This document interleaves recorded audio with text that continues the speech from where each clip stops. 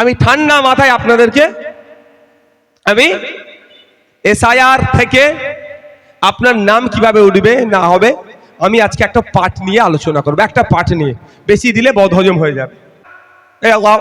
আওয়াজ না দিলে কিন্তু আমি বলা বন্ধ করে দেবো ভাই। আমি পাগলের মতো বকছি ভাববো, আমি রেসপন্স না করলে আমি বন্ধ করে দেবো ভাই। পেটের জ্বালা আমি চিল্লাতে আসিনি যে চিল্লাবো। আমি আপনার জনপ্রতিনিধি, আপনি বিপদে পড়েছেন, আমার দায়িত্ব আপনার পাশে থাকা, আপনাকে বিপদ মুক্ত করার দায়িত্ব আমার। আতঙ্কিত আছেন, আতঙ্কিত করা মুক্ত করার দায়িত্ব আমার জনপ্রতিনিধির। তাই আমি গতকালকে নটোরিয়াস ক্রিমিনাল একটা বক্তব্য দিচ্ছিল, একটু ভিডিও কাটিং একজন আমাকে পাঠিয়ে বললো ভাই এটা সত্য কথা বলছে। ওই নটোরিয়াস ক্রিমিনাল মানুষের মনে আতঙ্ক ঢুকাচ্ছে, বলছে বক্তব্যতে যারা বাইরে থাকে 1 মাসের মধ্যে ডেকে নাও, কাউকে ডাকার প্রয়োজন নাই, কাউকে ডাকার প্রয়োজন নাই। যে যেখানে আছে সে সেখান থেকেই চাইলে অনলাইনে ফিল আপ করতে পারে, বা তার পরিবারের কেউ ফিল আপ করে সই করে জমা দিলে তার রিসিপ্ট লাগলে তার কাজটা হয়ে যাবে। কেন আতঙ্কিত করছে নটোরিয়াস ক্রিমিনালটা? ডেকে নিয়ে আসবে, আসা যাতায়াতে 2,500, 4,000, 5,000 টাকা যাতায়াত খরচ ওই নটোরিয়াস ক্রিমিনালটা দেবে নাকি? তাহলে মানুষ অপারেশন করতে চাইছো, কিচ্ছু জানে না, বোঝার চেষ্টাও করেনি। ও চোরেদের সাথে, গুন্ডাদের সাথে, মস্তানদের সাথে, তোলাবাজদের সাথে উঠা বসা করে মাথাটাও গেছে। প্রয়োজনে নওশাদ সিদ্দিকী রাত দিন ভাঙড়ে থাকবে, বুতে বুতে চলে যাবে, আমি দায়িত্ব নিয়ে ফিল আপ করে দেবো। উঠে দাঁড়ান, আপনার নামটা কি? অরবিন্দ মন্ডল। আপনাদের এলাকার মাস্টার মশাই তো একা 500 লোকের ফিল আপ করার ক্ষমতা রাখে। কি বাবু আছে তো এরকম লোক আমাদের? অরবিন্দ বাবু নওশাদ সিদ্দিকী পাশাপাশি দাঁড়ালে কারো ক্ষমতা আছে আমাদের ভোটাধিকার কাটাতে পারবে? আছে কারো ক্ষমতা? কে ফর্ম ফিল আপ করবে? আমরা করবো আপনার ফর্ম ফিল আপ, আপনার বাড়িতে পৌঁছে যাব। আমি ঠান্ডা মাথায় আপনাদেরকে আমি এসআইআর থেকে আপনার নাম কিভাবে উঠবে না হবে আমি আজকে একটা পাঠ নিয়ে আলোচনা করব। একটা পাঠ নিয়ে, বেশি দিলে বদহজম হয়ে যাবে। যে আপনারা সর্বপ্রথম হচ্ছে আপনাদের বাড়িতে, আমি কাগজ দিয়ে বুঝাচ্ছি, এইরকম একটা কাগজ আসবে, এইরকম একটা, আওয়াজ না দিলে কিন্তু আমি বলা বন্ধ করে দেবো ভাই। আমি পাগলের মতো বকছি ভাববো, আমি রেসপন্স না করলে আমি বন্ধ করে দেবো ভাই। পেটের জ্বালা আমি চিল্লাতে আসিনি যে চিল্লাবো, তুমি আমাকে চিল্লাতেই হবে এরকম ব্যাপার নেই আমার ভাই। আমি রক্ত দানের গুরুত্ব মহত্ব বুঝে আমার পার্টির 4টা কথা বলে আমি চলে যাবো। তাহলে আমি আপনার জনপ্রতিনিধি, আপনি বিপদে পড়েছেন, আমার দায়িত্ব আপনার পাশে থাকা, আপনাকে বিপদ মুক্ত করার দায়িত্ব আমার। আতঙ্কিত আছেন, আতঙ্কিত করা মুক্ত করার দায়িত্ব আমার জনপ্রতিনিধির। তাই আমি দায়িত্ব মনে করে এটা বলছি। তাহলে আপনাকেও তো রেসপন্স করতে হবে ভাই। এই ফর্ম আপনাদের বাড়ি যাবে, দুটো করে ফর্ম দেবে। ভোটার পিছু, জোরে বলেন, ভোটার পিছু আপনার বাড়ি যদি 5টা ভোটার থাকে কটা ফর্ম পাবেন? আচ্ছা, এবার যেই 10টা ফর্ম দেবে ওনারা একটা রেজিস্টার খাতা নিয়ে আসবে, আপনি ফর্ম পেয়েছেন ওখানে সই করবেন। যতক্ষণ না ফর্ম পেয়েছেন সই করবেন না, বলবেন আগে ফর্ম দাও, আগে নেবেন তারপরে সই করবেন।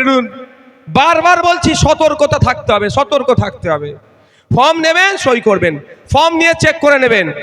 এই দেখুন ওপরে দেখুন 5টা ঘর আছে, একদম একদম ভারতে নির্বাচন কমিশন লেখা থাকবে, তারপরে এটার নাম হচ্ছে গণনা ফর্ম।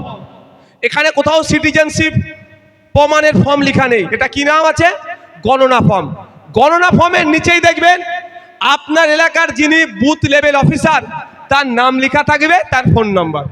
অলরেডি আপনাদের কাছে আমি কাগজ পাঠিয়ে দিয়েছি, আমার যারা অঞ্চল নেতৃত্বরা আছে বুথে বুথে পৌঁছে গিয়েছে, কে অরিজিনাল বিএলও আর তার ফোন নাম্বার সেটার সাথে মিলিয়ে নেবেন। কারণ তৃণমূল কংগ্রেসের আমলে অসত্য বলে কি, মানে প্রক্সি বলে ডুপ্লিকেট, এরা এমন কোনো জায়গা নেই যে করবে না। এদের আমলে লাশ যদি বিক্রি হয়ে যেতে পারে, এই তৃণমূলের আমলে মহিলাদের সাথে খারাপ নোংরামি করে, মৃত মহিলাদের সাথে নোংরামি করে ভিডিও যদি এরা বিক্রি করতে পারে, এরা দুর্নীতি এমন কোনো জায়গা নেই যেটা করবে না।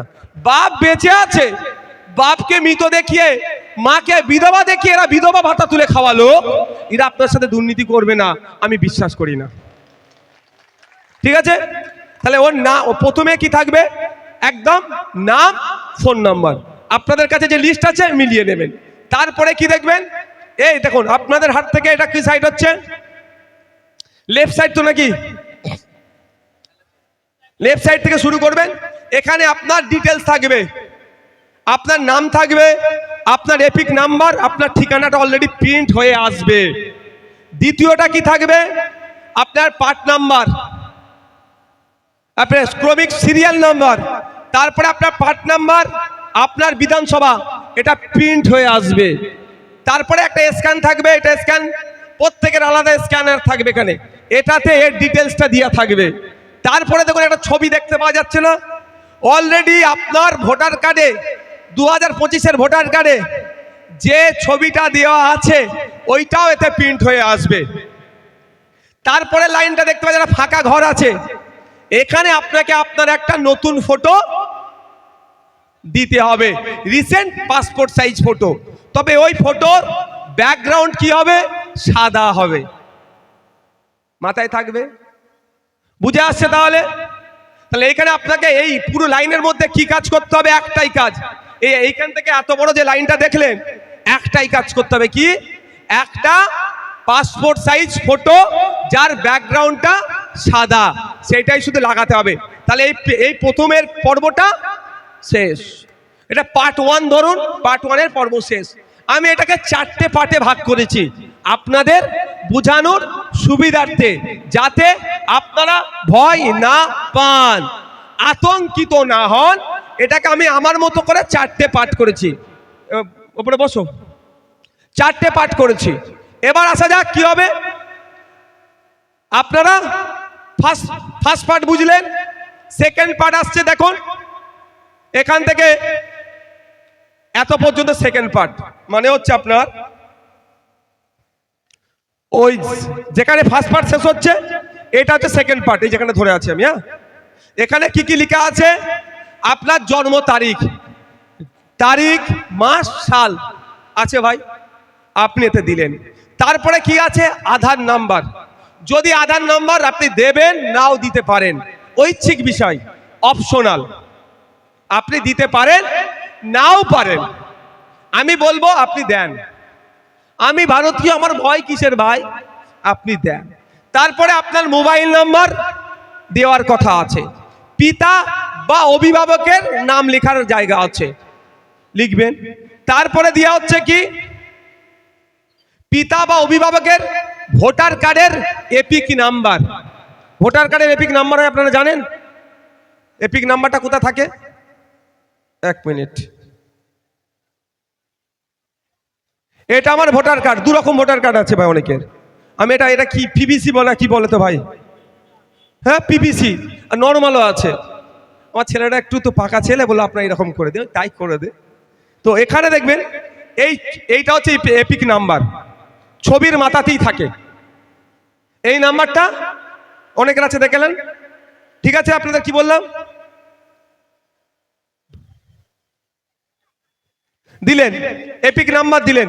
তারপরে মায়ের নাম, মায়ের ভোটার কার্ডের এপিক নাম্বার। এখানেও বলা আছে যদি এপিক নাম্বার না থাকে দেওয়ার প্রয়োজন নেই, যদি এপিক নাম্বার না থাকে বাবা বা মায়ের দেওয়ার প্রয়োজন নেই, থাকলে দেবেন। এবার আসা যাচ্ছে, কারো স্ত্রী থাকলে সে নামটা লিখতে হবে, তার এপিক নাম্বারটা দিতে হবে। কারো স্বামী আছে, তার নাম, তার এপিক নাম্বার। এবার যাদের বিয়ে হয়নি, তারা স্বামী স্ত্রীর ঘরটা পূরণ করবে নাকি? হ্যাঁ, পূরণ করার দরকার নেই। এবার আসর খেলায় আসছে। তাহলে এই পার্টটা হয়ে গেল।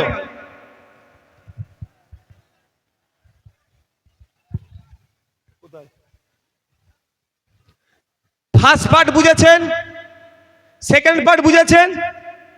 না বুঝতে পারলে আপনারা জিজ্ঞাসা করুন, আমি বুঝাবো। জিজ্ঞাসা করুন, শুধু আমার বক্তব্য আতঙ্কিত হবেন না। আমার ছেলেরা থাকবে ভাই, বুথে বুথে আমাদের ছেলেরা আছে। শুধু ভোটের সময় ভোট চাইতে যাবে, অত সহজ নয়। আমাদের ছেলেরা আছে, বুথে বুথে মানুষের বাড়ি যাবে, মানুষের বাড়ি যাবে, মানুষের বাড়ি গিয়ে কি করবে, সহযোগিতা করবে। এই যে ভোটার লিস্টটা দিয়ে যাবে, 2টো কাগজ আপনাদের দিয়ে যাবে, এরপর আমি ব্যাখ্যা আরো করব। এটা আপনার বাড়িতে দিয়ে যাবে 2টো কপি।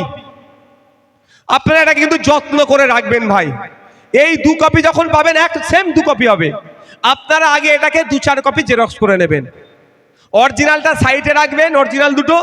জেরক্সের উপরে কি করবেন? ট্রায়াল করবেন। ফর্ম ফিল আপটা জেরক্সের উপরে করবেন। ভুল হয়ে গেলে আবার কি হবে? আবার করা যাবে। কিন্তু খুব দামি জিনিস ভাই এটা। এটাই আপনার ভোট দিতে পারবেন কি পারবেন না নির্ভর হবে। তা দামি জিনিস, তা এটাকে একটু যত্ন করে রাখবেন। গতকালকে নটোরিয়াস ক্রিমিনাল একটা বক্তব্য দিচ্ছিল, একটু ভিডিও কাটিং একজন আমাকে পাঠিয়ে বললো, ভাই এটা সত্য কথা বলছে। ওই নটোরিয়াস ক্রিমিনাল মানুষের মনে আতঙ্ক ঢুকাচ্ছে। বলছে বক্তব্যতে, যারা বাইরে থাকে 1 মাসের মধ্যে ডেকে নাও। কাউকে ডাকার প্রয়োজন নাই, কাউকে ডাকার প্রয়োজন নাই। যে যেখানে আছে সে সেখান থেকেই চাইলে অনলাইনে ফিল আপ করতে পারে, বা তার পরিবারের কেউ ফিল আপ করে সই করে জমা দিলে তার রিসিপ্ট লাগলে তার কাজটা হয়ে যাবে। কেন আতঙ্কিত করছে নটোরিয়াস ক্রিমিনালটা? ডেকে নিয়ে আসবে, আসা যাতায়াতে 2,500, 4,000, 5,000 টাকা যাতায়াত খরচ ওই নটোরিয়াস ক্রিমিনালটা দেবে নাকি?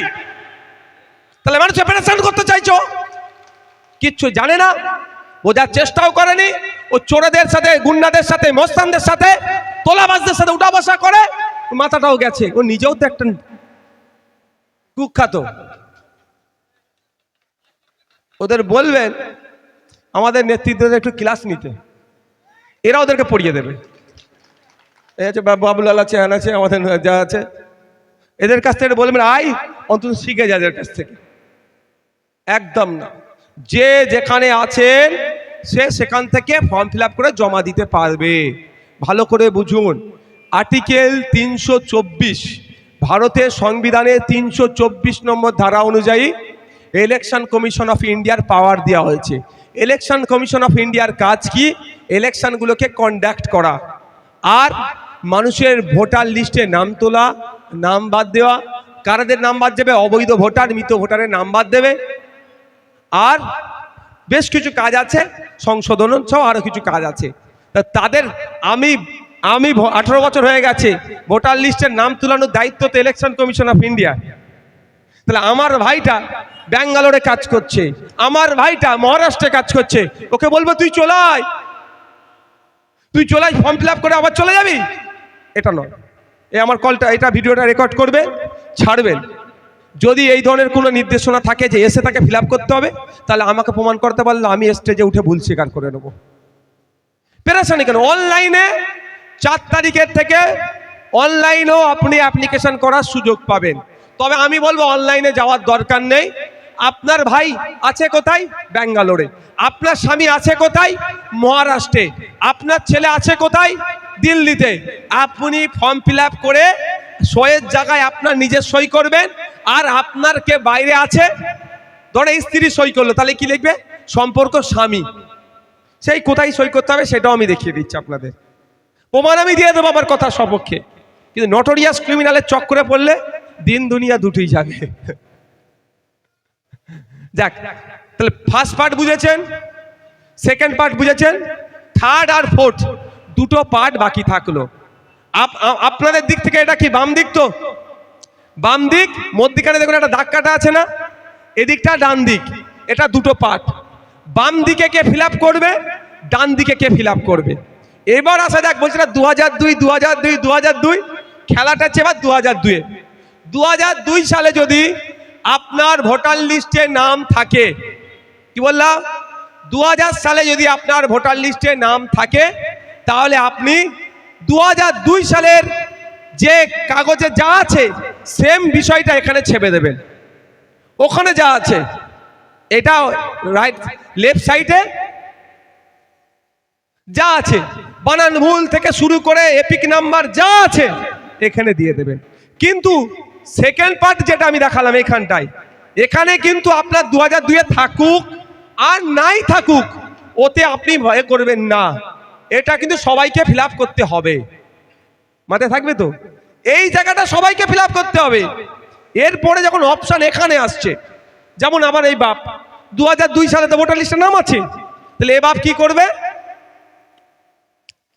আপনাদের দিক থেকে বাম দিকের যে জায়গাটা আছে নির্বাচকের নাম মানে বাপের নাম, ইনার নাম, বাপ মানে আপনার নামটা কি বাবু?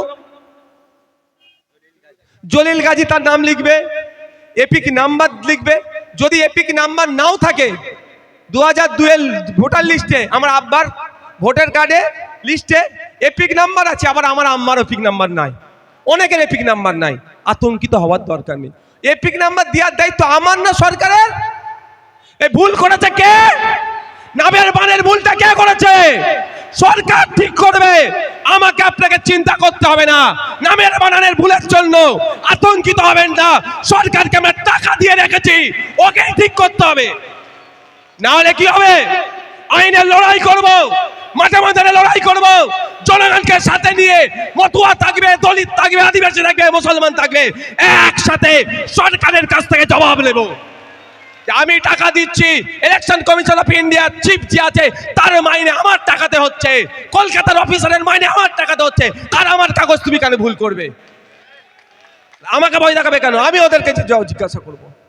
এরা ভয় দেখাচ্ছে আপনাদেরকে, বোঝার চেষ্টা করবেন। তাহলে কি হবে? এপিক নাম্বার থাকলে দেবেন, না হলে না থাকলে দেবেন না। আত্মীয়র নাম মানে ওখানে যে গার্জেন আছে 2002 সালে ভোটার লিস্টে ইনার ভোটার কার্ডে ইনার গার্জেনের নাম লেখা আছে, ওই মায়ের ভোটার লিস্টে আছে, ওই মায়ের গার্জেনের নাম লেখা আছে। স্বামী থাকলে স্বামী, পিতা থাকলে পিতা, যা থাকবে লিখে দেবেন। তারপরে আছে সম্পর্ক। প্রথমে লিখবেন নাম, যার নাম লিখবেন তার সাথে ওই ব্যক্তির সম্পর্ক কি। স্বামী হলে স্বামী, পিতা হলে পিতা, পুত্র হলে পুত্র। এরপরে আসছে জেলা। আমার এটা কোন জেলা? দক্ষিণ 24 পরগনা লিখবেন। রাজ্যের নাম কি আমাদের? পশ্চিমবঙ্গ লিখবেন। বিধানসভা ক্ষেত্র সব ওখানে পাবেন, ভাঙড় বিধানসভা ক্ষেত্র। আমি বললাম সব 2002 কেন পাবেন তাও বলে দিচ্ছি। এখন মধ্যমগ্রাম বিধানসভা যদি আপনি 2002 এর লিস্টে সার্চ করেন পাবেন না, কারণ 2002 সালে মধ্যমগ্রাম বিধানসভা ছিল না। তাহলে এগুলো সব বাদ পড়ে গেল নাকি? হ্যাঁ, তখন বারাসাত বিধানসভা কেন্দ্র ছিল। তাহলে 2002 সালে ভাঙড়ের 102 নম্বর মনে হচ্ছে বিধানসভা হবে, 107। তাহলে এখন 148 খুঁজে পাবেন। এখন কত? তাহলে আমি এখানে লিখবো কত, কি নাম লিখবো? বিধানসভা ক্ষেত্র ভাঙড়, বিধানসভা ক্ষেত্র নম্বর বলে লেখা আছে, কত লিখবো? 107 লিখবো। এটা তো 2002 এর ভোটার লিস্টের ডিটেলসটা দেবো আমি। ওখানে কত থাকবে? 107 লিখবো। ওখানে অংশ নম্বর আজকের অংশ নম্বরে মিলবে না, তো ওখানে যে অংশ নম্বর থাকবে সেটা উল্লেখ করব। ক্রমিক সংখ্যা 2002 এ যেটা লিখে থাকবে সেটা সেম আমরা এখানে কি করব? ছেপে দেবো। যার এই ঘরটা পূরণ হয়ে গেল তাকে পাশের ঘরটা পূরণ করার আর দরকার নাই, কারণ আমি নিজেই তো আমার প্রুফ 2002 এর। এবার হচ্ছে আমার এই যে বাপ, ইনার ছেলে পুলে আছে, মেয়ে আছে, ছেলে আছে, তো ইনার যেহেতু 2002 এর লিস্টে নাম এসে গেছে, ওনার ছেলে ফর্ম ফিল আপ করবে। এবার আমি ওনার ছেলেকে দিয়ে বলি, ওনার ছেলে তো 2002 এর লিস্টে নাম নেই, না থাকাটাই স্বাভাবিক। তাহলে তার ছেলে কি করবে? এখানে যেমন বললাম নিজের সব কিছু দেবে। প্রথম part, second part fill up করলো, থার্ড পার্টটা আর সে ফিল আপ করলো না, কারণ এইদিকে লেফট সাইড যেটা সেটা হচ্ছে 2002 এর ভোটার লিস্টে যাদের নাম আছে। তাহলে কি সে কোথায় লিখবে? সে চলে আসবে আপনাদের দিকে, এটা রাইট সাইড তো, ডান দিক তো, এই ডান দিকে ইনার বাপের ডিটেলসটা, যার 2002 এর ভোটার লিস্টে মানে অভিভাবকের নাম আছে। মানে আমি যদি বলি, আমি আমাকে দিয়ে উদাহরণ দিচ্ছি, আমার ডিটেলস এখানে পূরণ করলাম, এবার এই পারে চলে এলাম, এই আমার তো 2002 এর ভোটার লিস্টে নাম নেই, তাহলে আমি বাম দিকটা পুরো হাত দেব না, হাত দেবো কোথায়? ডান দিকটায়। তা ডান দিকটায় কার অ্যাড্রেস লিখবো? আমার আব্বা 2002 এর ভোটার লিস্টে নাম আছে, আমার আব্বার নাই আমার আম্মার আছে, আমার আম্মার নাই আমার দাদর আছে, আমার দাদর নাই আমার দাদির আছে, ঠাকুমা বলে ঠাকুরদা বা ঠাকুরমা, বাবা মা বলেন বিভিন্ন ভাষাতে, যার আমার অর্থাৎ আব্বা আম্মা দাদু দাদি এই 4 জনের মধ্যে কারো একজনের 2002 এর ভোটার লিস্টে নাম আছে, সেটা কি হবে? এখানটা যা আছে ওই ভোটার লিস্টে সেম ধরে বসিয়ে দেবেন। তারপরে দেখুন এখানে অনেক কিছু লেখা আছে, যে বললাম না নটোরিয়াস ক্রিমিনালটা ভুল বুঝাচ্ছে। এখানে দেখবেন পয়েন্ট দেওয়া আছে,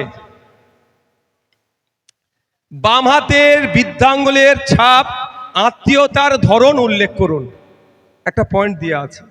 তাহলে আত্মীয়তার ধরন উল্লেখ কেন করতে হবে? আমার আত্মীয় আছে কোথায়? আমার রিলেটিভ আছে ব্যাঙ্গালোরে কাজ করছে, তারটা আমি ফিল আপ করেছি, ফিল আপ করে আমি সই করছি। ধরুন আমার বড় ভাইজান এখন ব্যাঙ্গালোরে আছে, তাহলে আমি ফিল আপ করে সই করছি, আমাকে সই করতে হবে। আর আমাকে কি লিখতে হবে? আমার বড় ভাই, বড় দাদা, এই সম্পর্কটা ব্র্যাকেটে উল্লেখ করে দিতে হবে। তাহলে এইটা কাজ হয়ে গেল। কিন্তু এখনো হয়নি। এই যে আপনাকে বেটা 2 কপি ফর্ম দিয়েছে, 1 কপি উনি নিয়ে যাবেন, দুটো ফিল আপ করতে হবে সেম, 1 কপি নিয়ে যাবে। তবে একটা কথা বলছি আপনাদের, একটা কথা বলছি, এই কাগজ তৃণমূলের চোরেদের হাতে দেবেন না। এটা আমি জোর গলায় বলে যাচ্ছি, ওই চোরেদের হাতে দেবেন না। আপনার ভোট কি হবে বোঝা মুশকিল।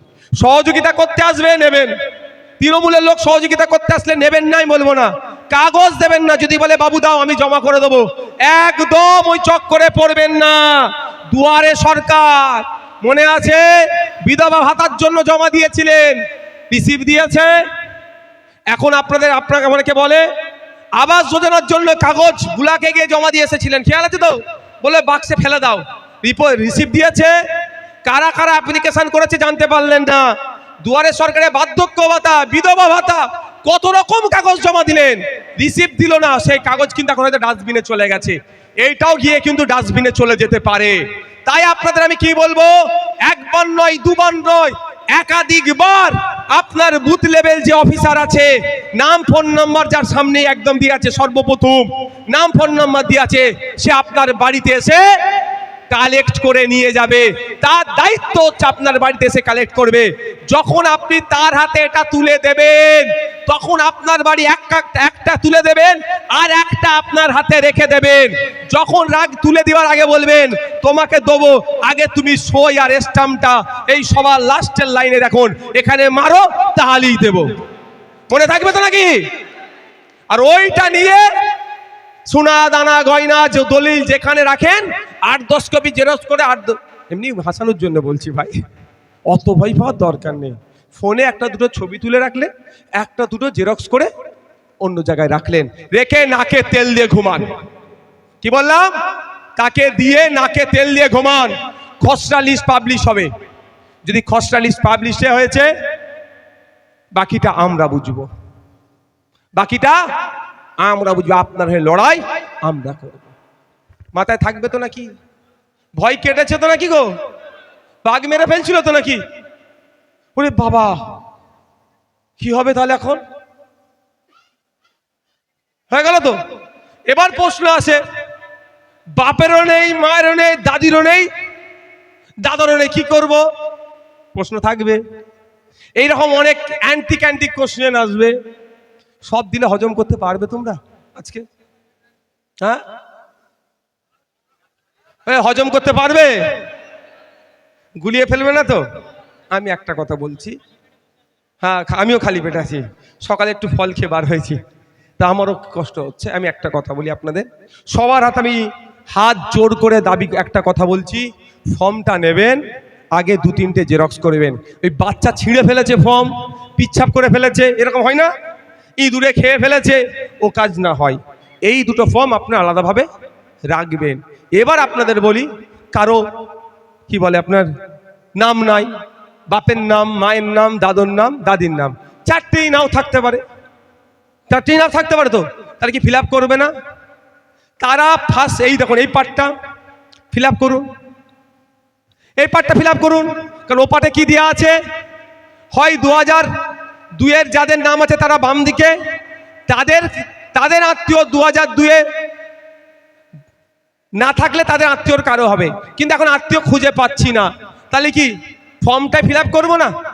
একদমই ভুল কাজ করবে না। প্রথমে first part, second part. First পার্টের একটাই কাজ কি, একটা ছবি অ্যাটাচ করা। ব্যাকগ্রাউন্ডটা কি হবে, সাদা হবে। সেকেন্ড পার্টের কাজ কি, আমার 2025 সালের ভোটার লিস্টে ভোটার কার্ড আছে তো, যেটা আছে সেটা ছেপে দিও। 2-3টে এক্সট্রা বিষয় আছে। আমার আমার স্ত্রী থাকলে তার নাম লিখবো, যার কারো স্বামী থাকলে তার নাম লিখবে, তার ডিটেলস, আধার নাম্বার আর ফোন নাম্বারটা। এবার আসা যাক, কারো নাই কাগজ, সে কি করবে? সে কি করবে শুনে নিন। ডকুমেন্টস তো অনেক কিছু দিতে হবে, ডকুমেন্টস লাগবে সে বলবো, কিন্তু তার প্রথম কাজ কি হবে, সেকেন্ড পার্টটা পুরোপুরি ফিল আপ করা। ফিল আপ করে সেও যখন জমা দেবে রিসিভ রাখবে। এবার আপনাদের বলি, অনেক ভুল বুঝানো হচ্ছে। আধার কার্ডটাও প্রযোজ্য হবে, আধার কার্ডটাও প্রযোজ্য হবে। 3টে পার্টে নিয়ম হয়েছে। 1987 সালের আগে যাদের জন্ম তাদের জন্য কিছু ডকুমেন্টস চাইছে। 1987 থেকে 2004-এর মধ্যে যাদের জন্ম তার ডকুমেন্টস সহ তার বাবা বা মায়ের মধ্যে একজনের ডকুমেন্টস লাগবে। 2004-এর পরে আর একটু আছে। আমি আপনাদের বলবো কোনো ঘাবড়ানোর বিষয় নাই। আমাদের প্রত্যেকের হয় বাপের, নালে মায়ের, দয় দাদর, নালে দাদির আছেই। এটা প্রায় 80 থেকে 90% মানুষ এই ফর্মটা সহজেই আমরা ফিল আপ করতে পারবো। এই ফর্মটা ফিল আপ আপনাকে অফিসার হয়তো করে নাও দিতে পারে। তাহলে ফর্মটা কাকে ফিল আপ করতে হবে, আপনাকে ফিল আপ করতে হবে। আপনি ফিল আপ করতে পারেন না, টেনশন নিতে হবে না। তার জন্য আপনি ভোট দিয়ে আমাকে পাঠিয়েছেন তো নাকি? আপনি আজকে বিপদে আছেন তো নাকি? বিপদে রাখছে তো, আপনি লিখতে পারেন না বলে আপনি ভয় পাচ্ছেন। তার জন্য তো আপনাদের বিধায়ক আছে নাকি? এমনি আর 1,21,000 টাকা কেন দিচ্ছে আমাকে, যদি আমি 21 পয়সা নিই না? তার জন্য তো আমি আছি। 1 মাস সময় লাগবে, 1 মাস সময় পাবেন এটাকে ফিল আপ করতে। প্রয়োজনে নওশাদ সিদ্দিকী রাত দিন ভাঙড়ে থাকবে, বুতে বুতে চলে যাবে, আমি দায়িত্ব নিয়ে ফিল আপ করে দেবো। আমার ছেলেরা তো আছে, এই তো আছে, যারা আছে দেখতে পাচ্ছ না, সব নেতৃত্বরা আছে। মাস্টার মশাই তো আপনি, এবার উঠে দাঁড়ান। আপনার নামটা কি? অরবিন্দ মন্ডল। আপনাদের এলাকার মাস্টার মশাই তো, একা 500 লোকের ফিল আপ করার ক্ষমতা রাখে। কি বাবু আছে তো এরকম লোক আমাদের? অরবিন্দ বাবু নওশাদ সিদ্দিকী পাশাপাশি দাঁড়ালে কারো ক্ষমতা আছে আমাদের ভোটাধিকার কাটাতে পারবে? আছে কারো ক্ষমতা? তাহলে আছে এরকম মাস্টার মশাই যারা আছেন আমাদের, তারা দেবে পরিষেবা। তারা হাঁপিয়ে গেলে তো আমি আছি, আমি হাঁপাবো না, এটা ভালো করে জানেন তো নাকি? এটা তো জানেন ভালো করে, আমাকে ওরা হাঁপাতে পারবে না। তাই সুতরাং আপনি ভয় পাবেন না। কে ফর্ম ফিল আপ করবে? আমরা করবো আপনার ফর্ম ফিল আপ, আপনার বাড়িতে পৌঁছে যাব। সাথে সাথে আপনাদেরকে আমি ভাঙড়ের জন্য স্পেশাল হেল্প ডেস্কের নাম্বার দেব। 4 তারিখ থেকে তো শুরু হচ্ছে, আতঙ্কিত হবেন না, কিচ্ছু আতঙ্কিত হবেন না। হেল্প ডেস্কের ভাঙড়ের স্পেশাল নাম্বার থাকবে। আমাদের রাজ্য স্তর থেকে নাম্বার আমরা দিচ্ছি, যার যেটা অসুবিধা হবে ফোন করবে, যার যে দরকার হবে ফোন করবে। সঙ্গে সঙ্গে না হলেও সেটা আবার এক্সপার্টদের কাছ থেকে প্রয়োজনে জেনে আপনাদেরকে কল ব্যাক করা হবে। আপনাদেরকে আতঙ্ক মুক্ত করার দায়িত্ব আমরা নেব। কোনো ভয়ের কারণ আছে? আর একটা কটা পয়েন্ট আমি লিখে নিয়ে এসেছি, আমি বলে দিচ্ছি, এটাকে দাঁড়াও।